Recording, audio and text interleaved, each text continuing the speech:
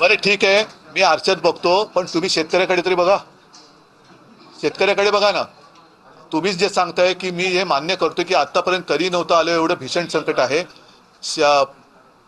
देवेंद्र फडणवीसांनी कशात पाहायचा त्यांचा प्रश्न आहे, परंतु माझं जे नागपूरला अधिवेशन झालं होतं मुख्यमंत्री म्हणून, तेव्हा कोणतेही संकट असं नव्हतं. तरी सुद्धा मी कर्तव्य म्हणून माझ्या शेतकऱ्यांना 2 लाखापर्यंतची पीक कर्जाची कर्जमुक्ती केली होती.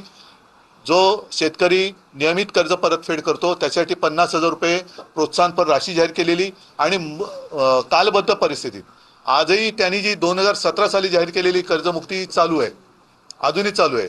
दुर्दैवाने एक गोष्ट नक्की थोडीशी राहिली होती, ती म्हणजे नियमित कर्ज परतफेड करणाऱ्यांना 50,000 रुपये आम्ही द्यायला सुरुवात केले आणि त्याच वेळेला करोना आला.